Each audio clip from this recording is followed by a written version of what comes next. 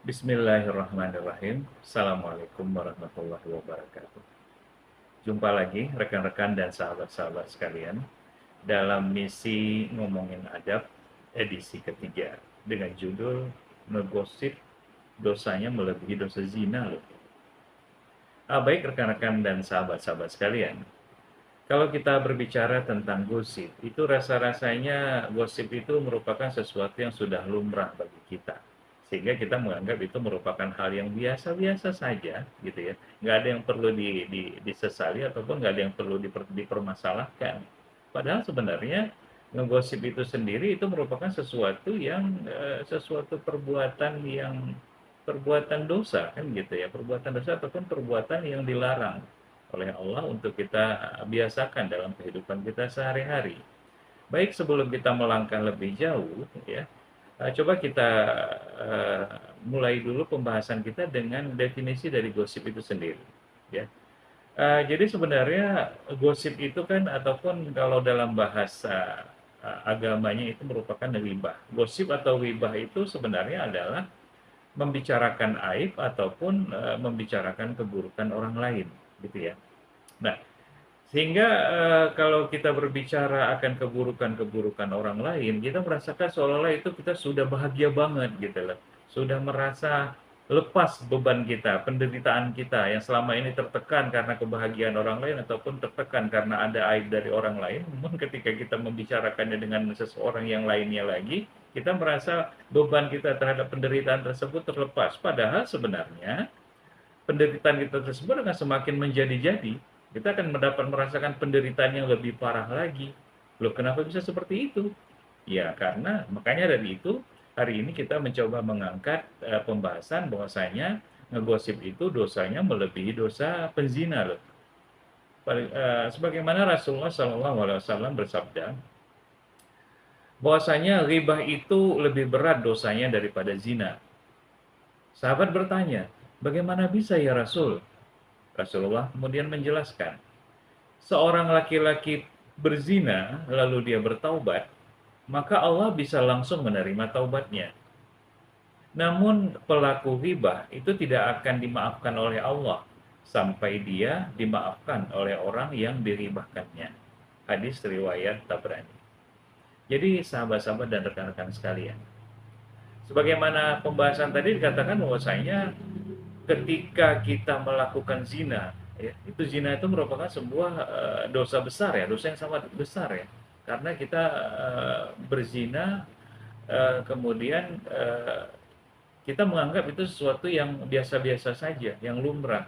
Padahal itu sebenarnya dosa yang besar. Bahkan ketika kita berzina sekalipun, dengan dosa yang kita anggap itu sudah besar sekalipun, itu ketika kita bertaubat kepada Allah, Allah akan bisa saja langsung mengampuni taubat kita atau menerima taubat kita. Kan begitu. Namun berbeda dengan penggosip. Ketika kita menggosip, kemudian kita mencoba untuk bertaubat, ya Allah, hamba bertaubat. Ampunilah dosa hamba karena hamba telah menggosipin orang lain. Nah, kita bertaubat kepada Allah, namun Allah belum menerima taubatnya kita. Kenapa bisa seperti itu? Ya karena Allah ingin kita harus meminta maaf dulu, memohon maaf dari orang yang kita gosipin atau dari orang-orang yang kita ribahin. Sehingga kalau memang mereka memaafkan kita, barulah kemudian Allah menerima taubat kita ataupun memaafkan kita. Berarti resikonya justru lebih berat daripada seorang penzina, kan begitu? Ya.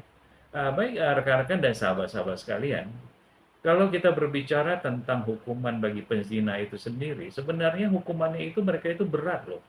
Misalnya dari hukuman dirajam dengan cambuk gitu ya. Kemudian juga dilempari batu kerikil sampai mereka bahkan mereka berhak menerima lemparan kerikil itu sampai mereka mati dari lemparan batu kerikil tersebut. Sudah seperti itulah hukuman yang diberikan Allah kepada si penzina. Namun walaupun itu sudah begitu beratnya hukumannya, ya, tapi kalau memang dia ingin bertobat, bisa jadi Allah bisa menerima tobat mereka. Ya, begitu berbeda dengan si penggosip. Jadi bagaimana dengan nasib kita sekarang? Kita selama ini menggosip seolah itu sesuatu yang ringan untuk dimaafkan, sesuatu yang begitu lumrah untuk dibiasakan, gitu kan? Padahal sebenarnya sanksinya itu Allah nggak akan mau memaafkan kita kalau memang kita belum memperoleh kemaafan dari orang yang kita gosipin. Oke. Baik, sahabat-sahabat sekalian, bahkan hukuman dari penggosip itu sendiri, kalau menurut Allah, sebagaimana yang sudah difirmankan Allah dalam surah Al-Hujurat ayat 12, Allah Subhanahu wa Ta'ala memberikan hukuman bagi penggosip itu, menurut Allah, seperti mereka itu memakan daging saudaranya yang sudah mati atau memakan bangkai. Sebegitu jijiknya kita memakan bangkai. Jadi mungkin kita menggosipi mereka, menggosipi orang-orang di sekeliling kita itu sambil kita makan, ataupun sambil kita santai-santai, sambil kita rileks-rileks, sambil menikmati snack-snack gitu kan. Padahal sebenarnya efek dari menggosip itu sendiri sepertinya kita dosanya itu seperti dosa kita memakan bangkai dari saudara kita yang kita gosipin tadi. Bayangkanlah bangkai yang sudah busuk, sudah bercacing, kemudian banyak hewan-hewan kecil lainnya gitu kan, sehingga uh, memakan bangkai itu tidak akan mungkin bisa kita makan. Jadi bagaimana kita bisa Allah bisa memaafkan kita kalau sementara Allah belum menerima laporan bahwasanya kita sudah menerima maaf dari si orang yang kita gosipin tadi. Jadi mari sama-sama cobalah kita pertimbangkan, sebenarnya resikonya itu berat loh, besar sekali gosip itu. Padahal walaupun sebenarnya kita mengucapinnya segampang lidah kita saja, segampang lidah kita bergerak, ya kan? Kita mempersalahkan si A, menggosipin si B, mempersalahkan si C dan sebagainya, menggosipin, mengabarkan berita-berita yang tidak baik bagi mereka dan sebagainya. Itu begitu mudah untuk kita ucapkan, namun sebenarnya efeknya itu sangat berat resikonya yang akan kita terima nantinya. Baik, rekan-rekan dan sahabat-sahabat sekalian, dari pembahasan menyangkut dengan hukuman ataupun efek dari ataupun akibat dari gosip yang sudah kita lakukan sebelumnya tersebut, itu mungkin akan memberikan dampak yang begitu buruk bagi kita, ya kan? Baik itu buruk untuk kehidupan di dunia maupun juga buruk untuk kehidupan di akhirat nanti. Jadi mungkin kita akan bertanya, dari seluruh aktivitas kita ini, apakah setiap aktivitas kita tersebut memang seharusnya tidak boleh sedikit pun kita menerapkan ghibah ataupun menggosip, gitu kan? Jadi berbicara menyangkut dengan poin yang membolehkan kita untuk ghibah ataupun menggosip itu, menurut Imam An-Nawawi dalam kitab Al-Azkar halaman 292, beliau menyatakan bahwasanya ada 6 ghibah ataupun 6 gosip ataupun 6 ghibah yang boleh dilakukan oleh seorang manusia. Yaitu yang pertama, boleh kita melakukan ghibah tersebut dalam sidang perkara di muka hakim.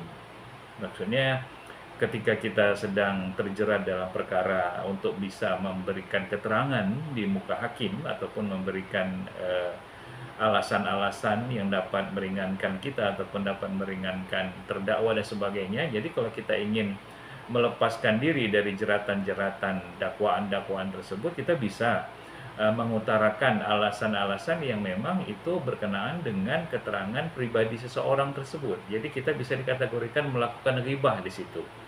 Kita boleh melakukan ghibah ketika kita memang diharuskan untuk melepaskan ataupun menyelesaikan perkara di muka hakim. Ya, itu yang pertama. Kemudian yang kedua, bahwasanya kita boleh melakukan ghibah itu dalam melaporkan pelanggaran hukum.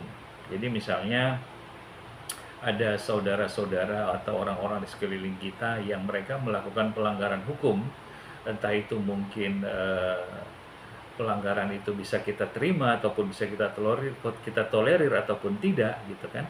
Namun ketika kita memberikan laporan kepada penegak hukum ataupun kepada pihak terkait, kita boleh untuk memaparkan keterangan tentang ataupun memaparkan informasi yang bisa dikategorikan gosip ataupun ghibah, ya, membicarakan tentang orang lain tersebut untuk bisa melengkapi penjelasan kepada dalam hal laporan kita kepada pihak terkait tersebut. Kemudian yang ketiga, ghibah yang diperbolehkan itu menurut Imam Nawawi tersebut adalah bahwasanya kita juga boleh melakukan ghibah dalam meminta fatwa dari para ulama. Jadi kan sering tuh kita ingin menemukan titik temu dari sebuah permasalahan karena sesuai dengan pola hidup kita ataupun sistem pola kehidupan kita itu kan selalu mengikuti perkembangan zaman. Namun terkadang ketika kita mengikuti perkembangan zaman itu belum diatur dalam fatwa-fatwa ataupun hukum-hukum dalam syariat Islam, sehingga kita membutuhkan adanya fatwa-fatwa dari ulama sehingga akan dapat memperkuat keyakinan kita bahwasanya apa yang kita lakukan tersebut itu memang sudah diizinkan ataupun sudah diperbolehkan menurut fatwa dari ulama. Jadi ketika kita ingin meminta fatwa dari ulama tersebut, kita juga boleh membuka aib ataupun melaksanakan ataupun berbicara ghibah, membicarakan tentang sesuatu untuk bisa menjadi alasan sehingga ulama tersebut dapat mengeluarkan fatwanya.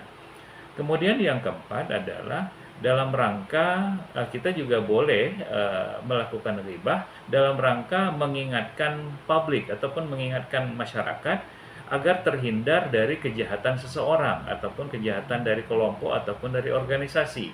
Jadi kan sering tuh ada orang-orang ataupun pribadi ataupun kelompok-kelompok ataupun organisasi-organisasi yang mereka bertindak sudah melampaui batas, yang bertindak kezaliman-kezaliman yang dapat mencelakai masyarakat, yang dapat merugikan masyarakat. Sehingga kita diharuskan untuk memberikan laporan, untuk memberikan keterangan yang sebenarnya mengenai pelaku-pelaku kejahatan tersebut. Jadi ketika kita memberikan laporan tersebut juga kita diizinkan, dibolehkan untuk menerapkan metode ghibah tersebut, ya, melaporkan sesuai dengan apa yang kita tahu tentang orang yang melakukan tindakan kejahatan tersebut. Oke.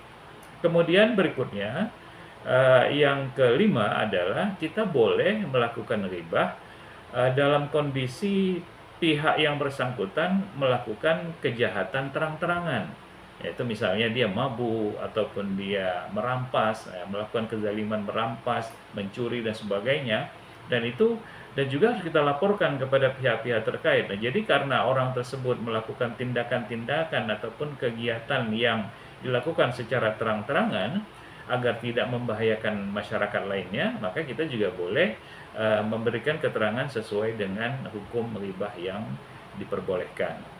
Kemudian yang keenam adalah kita diperbolehkan juga melakukan ghibah itu ketika menandai seseorang dengan kekurangan fisiknya. Nah, kan gitu. Misalnya namanya siapa, misalnya Abdullah yang mana? Abdullah yang buta, kan begitu. Ataupun mungkin Abdullah yang mana? Abdullah yang bisu. Itu sebenarnya diperbolehkan.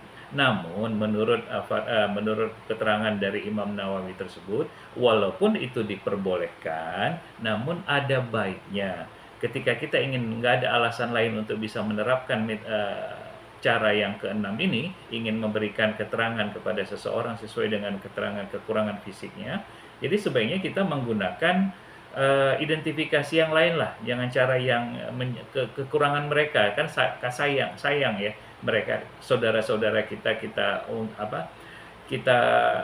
ungkir kekurangan mereka bolak-balik, kita biasakan kekurangan mereka untuk diperdengarkan di setiap pembicaraan kita dengan dia, kan begitu, kan sayang, akan menjadi tekanan batin bagi mereka. Jadi sebaiknya kalau untuk bisa meminimalisir tekanan batin dari saudara kita tersebut, jadi seharusnya kita sebaiknya mencoba mengidentifikasikan menggunakan cara yang lain, ataukah misalnya ataupun mungkin dengan sebutan-sebutan yang lucu gitu kan. Nah, misalnya si Abdullah yang nyanyinya sering lompat-lompat, kan begitu. Nah, jadi ada kegiatan-kegiatan yang lucu yang mungkin bisa menandai kita bahwasanya orang yang dituju adalah memiliki kebiasaan seperti itu gitu ya.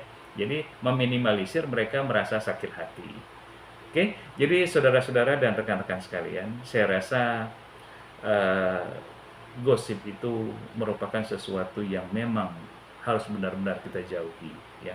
karena itu juga akan sangat memberikan hukuman yang berat bagi kita. Kita tidak akan merasa bahagia selamanya. Mungkin kita akan merasa bahagia karena sudah terlepas beban ketika kita menyimpan informasi-informasi tentang orang tersebut, kita bicarakan ke orang yang lain.